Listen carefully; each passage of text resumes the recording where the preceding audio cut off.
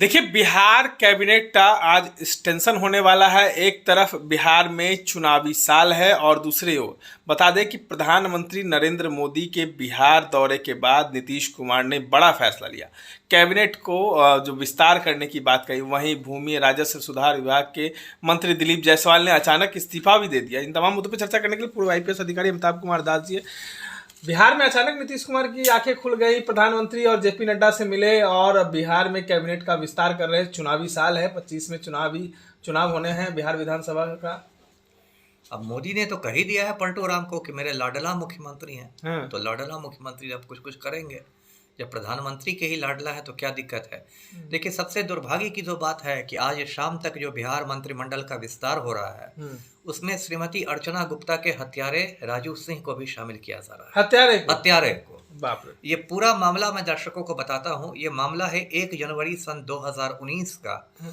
और दिल्ली में एक फतेहपुर बेरी नाम की जगह है, वहाँ पर राजू सिंह का एक बड़ा लंबा चौड़ा फार्म हाउस है। राजू सिंह पैसे वाला आदमी है, व्यवसाय है उसका लंबा चौड़ा।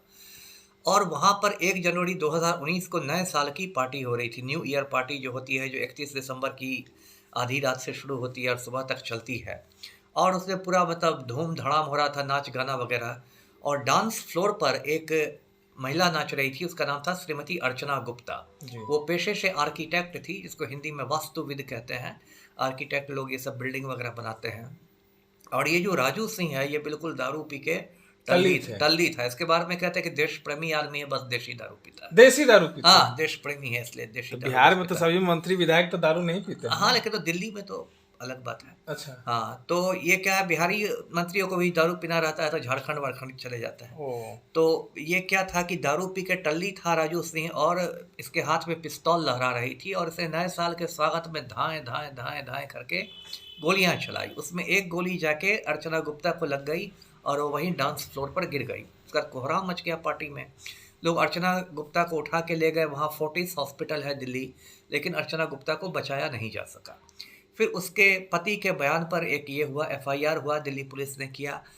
और उसके बाद दिल्ली पुलिस ने अर्चना गुप्ता के शव को कब्जे में ले लिया, पोस्टमार्टम के लिए भेजा गया। इसी बीच जो राजू सिंह की पत्नी थी, उसे लगा कि पति परमेश्वर पर खतरे के बादल मंडरा रहे हैं, तो उसने डांस फ्लोर को पूरा पानी से धो दिया। मतलब सारे सबूत जो है थे वो मिटा दिए। जितने खून के दाग धब्बे थे, अर्चना गुप्ता का जो खून गिरा था, सबको उसने साफ कर दिया। तो उसकी भी गिरफ्तारी पुलिस ने कर ली, सबूत को मिटाने के इल्ज़ाम में। उधर ये राजू सिंह अपने ड्राइवर के साथ भागा कार से, एकदम बिहार की ओर भाग रहा था। दिल्ली पुलिस ने इसका पीछा शुरू किया और 3 जनवरी को, यानी कि घटना के 2 दिन बाद, इसको गोरखपुर के पास से ड्राइवर सहित गिरफ्तार कर लिया गया। राजू सिंह के बारे में बताऊं कि ये साहेबगंज का विधायक है। साहेबगंज मुजफ्फरपुर जिला में है। 2-3 बार से विधायक रहा है और 2020 का चुनाव इसने वीआईपी पार्टी के टिकट पर जीता। मुकेश सहनी का धोखा देके गए थे। हाँ हाँ। और वीआईपी जानते हैं, विकासशील इंसान पार्टी, जो मुकेश सहनी की पार्टी है, सन ऑफ मल्लाह की, उसके टिकट पर ये जीता था। लेकिन जीतने के बाद इसमें राम भक्ति आ गई और ये भाजपा में शामिल हो गया और बहुत विवादित व्यक्ति है। और अब देखिए, ये हत्यारा बिहार में मिनिस्टर बनेगा। और जब पलटू राम से लोग पूछेंगे तो पलटू राम मासूमियत जाहिर करेंगे नहीं नहीं, क्या हुआ था, कब हुआ था, कौन थी अर्चना गुप्ता, कैसे हुआ, कब हुआ। तो अब देखिए, मैं तो चुप बैठने वाला नहीं हूँ। तो मैं क्या करूँगा कि ये जो जमानत पर है राजू सिंह, मैं इसकी जमानत को रद्द करने के लिए, इसके बेल को कैंसिल करने के लिए कोर्ट में याचिका। मंत्री बनने वाले हैं आप, उन पर कार्रवाई करवाइए। एकदम सीधे मंत्री की आवाज से तिहाड़ जेल। आपको कहीं ना कोई कार्रवाई कर दे। ना, मैं तो सर पर कफन बांध के रखता हूँ, अब क्या कार्रवाई होगी। अच्छा, तो ये सवाल है कि नीतीश कुमार कहते हैं जीरो टॉलरेंस की बात करते हैं, ना फंसाते हैं ना बचाते हैं।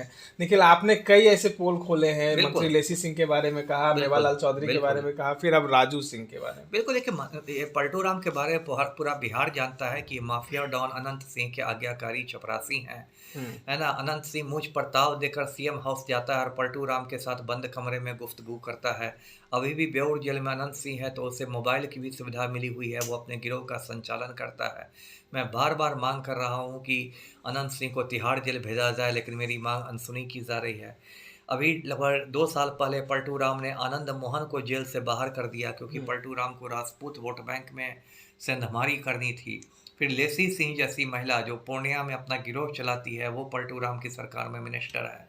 तो पूरे बिहार में माफिया राज है, गुंडा राज है और आम आदमी पर सर्जिकल स्ट्राइक किया। तब पर भी कहते हैं 2005 के पहले के जानते हैं ना। अब वो तो अब नीतीश कुमार मैं क्या कहूँ, तो दिमाग से लगता है पैदल हो गए हैं। कहते हैं अभी बेगूसराय में जीविका दीदियों के बीच जाके कह रहे थे कि 2005 के पहले बिहार में लड़की कपड़ा पहनती थी जी। अब मैं क्या कहूँ, मुझे उनकी बुद्धि पर तरस आता है।